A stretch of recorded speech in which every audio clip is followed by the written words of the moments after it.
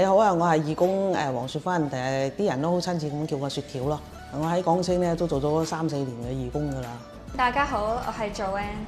咁喺2023年開始，我就開始加入咗港青義工嘅行列啦。咁我由一開始咧就係以中學生嘅身份就加入咗港青旗下嘅 Boundless 呢一個學生發展計劃。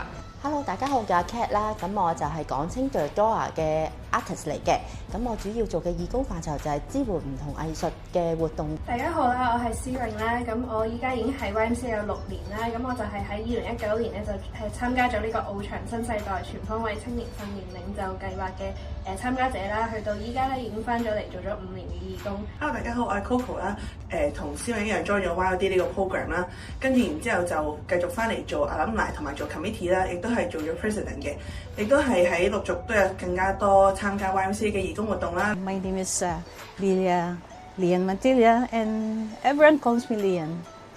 Our unit called Migrant Worker Training Program. I've been here in this unit for 24 years, teaching guitar and ukulele.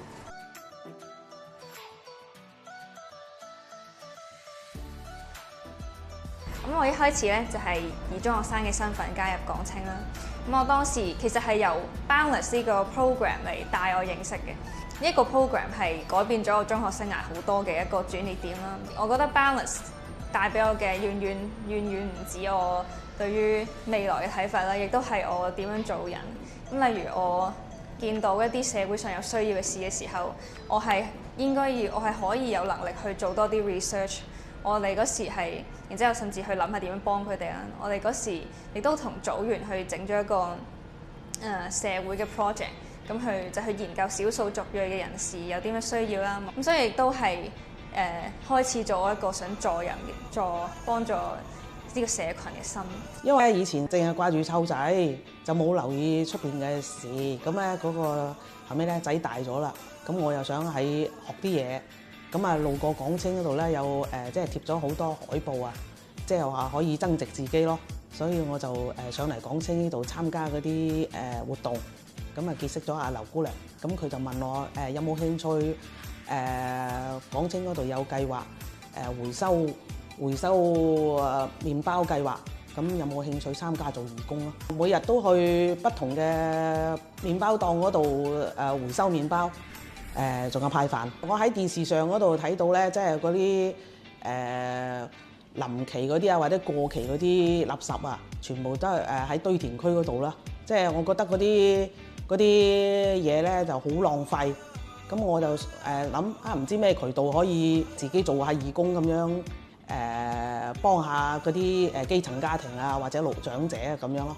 咁本身我係 Dora 嘅 artist 啦，我都一向都好中意做一啲義工活動，咁見到 Dora 有呢啲關於藝術嘅義工活動咧，咁我都好想去參與啦，亦都好想幫 Dora。咁其實呢度俾我感覺係好溫暖啦，咁所以我都好想翻 Dora。所以如果佢哋有啲藝術活動啊，咁我想參與，因為喺參與呢啲藝術活動入邊咧，我都可以 inspire 到自己去做一啲設計啊，或者可以接觸多啲唔同嘅藝術嘅範疇啊，或者接觸到唔同嘅人，令到我嘅眼界都會大開啲咁樣樣咯。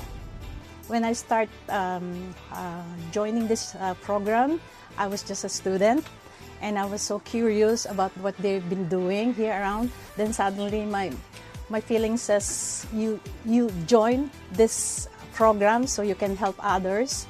Then I started sharing my skills by teaching the guitar or helping some of my other volunteers. I'm very proud that I'm doing something new during my spare time or my day off. After we share our thing, share our problem. We are just like one big family here, and we call it a second home. So every Sunday we do good good thing, and I think I love being here in YMCA, and I will continue doing this one for the rest of, I don't know how long I'm gonna stay here in Hong Kong, but I will keep doing this one. 咁去到後尾咧，就有機會去參加 YMCA 更加多嘅服務啦，去做呢個 change agent， 去認識世界唔同各地嘅一啲嘅領袖啦，去同佢哋去商討一啲佢哋國家或者社會上面嘅議題，去諗下大家嘅社會可以點樣共同咁樣發展得更加好。亦都係喺陸續都有更加多參加 YMCA 嘅義工活動啦，例如係敬拜隊 Evan 啦，同埋今年亦都係有做 change agent 嘅。而喺 change agent 入邊最中意做嘅主要都係同唔同國家嘅 youth 啦，去討論佢哋嘅或者同我哋一樣共同嘅 social issue 或者係佢哋獨有嘅 social issue 啦。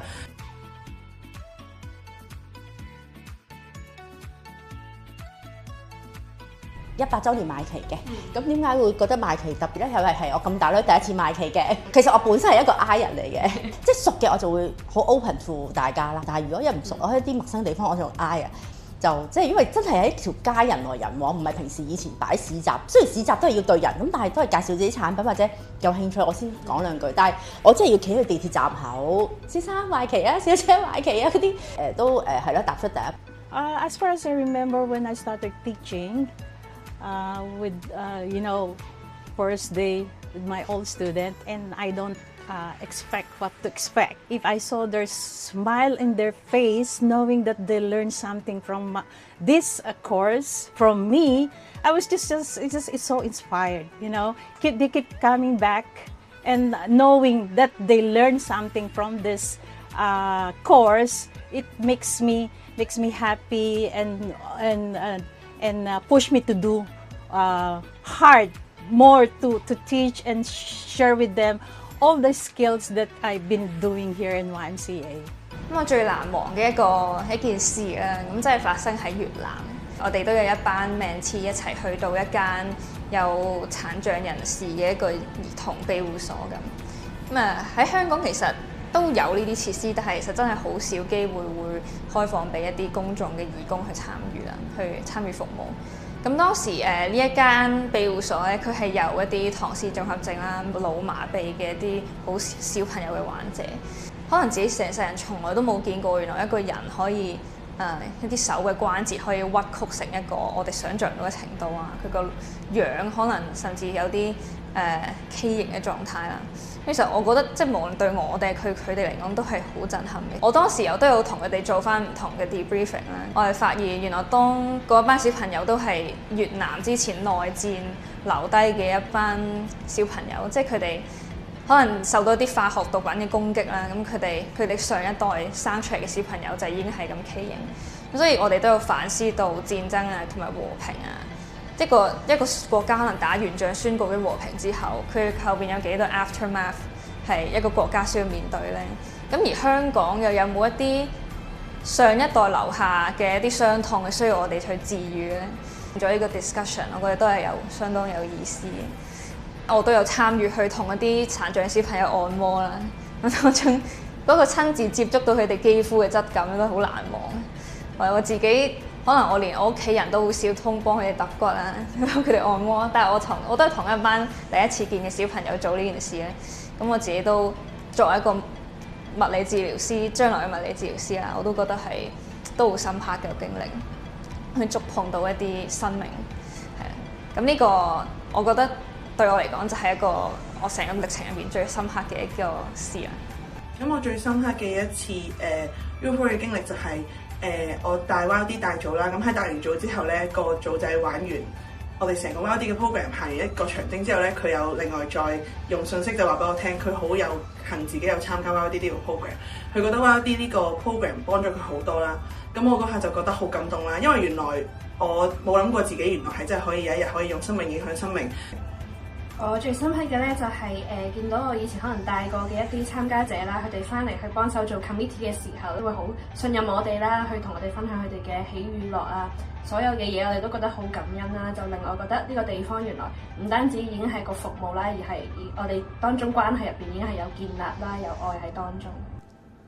印象深刻咧就係派飯啦，喺度派本身已經派緊㗎啦，咁咧就話突然間有個長者入嚟話申請。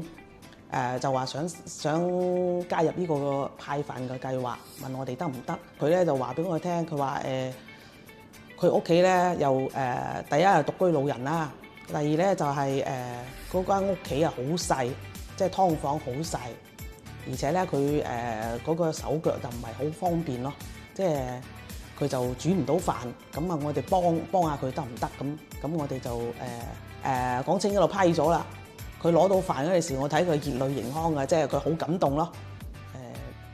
雖然我唔係喺現金嗰度幫到佢，但係咧我喺行動嗰度幫到佢咯。咁啊開始咧就因為我識外界嘅人少啲啊，咁原來嚟呢度派咗飯咧，就識原來都係自己啲街坊，甚至乎有啲係自己棟樓嘅，咁有可以拉動嗰個鄰里情咯。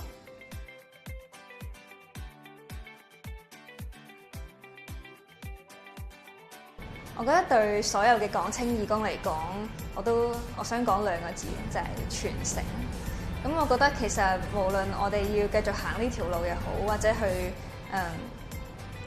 有一啲新嘅 idea 想 serve 其他人都好，我覺得去推動我哋向前嘅咧，一定有傳承。我就想用個善字嚟鼓勵自己啦，同埋鼓勵其他嘅港青義工嘅。你要有善心啦，有一個善良嘅心啦，你可以幫到人之外，其實可以幫到自己嘅。咁都好希望可以喺度鼓勵其他 YMCA 嘅 volunteer 啦，就可以樂此不疲啊！因為知道有時候做 service 啦，其實都係好攰啦。有時大家返工返學都趕過嚟幫手，咁但係都好希望大家就算身體上面好疲乏都好，都會喺 spiritually 啦或者 mentally 咧都可以係感受到嗰種喜樂啊！咁我就會想引用一個我哋 YOD 嘅名言啦，就係 push your limit 啦。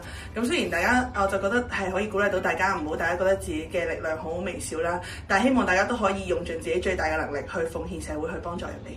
我想攞助人自助呢4個字咧，就勉勵其他義工啦，加入咧呢個大家庭，咁咧就幫助基層家庭同埋獨居長者，令佢哋感受到愛與被愛嘅感覺。For you guys who wants to join here in YMCA, you're not gonna get anything like money can give. This one is just like an experience that you can share to another, and you can basically learn something by get along with other volunteers, and you can share this one for the rest of your life.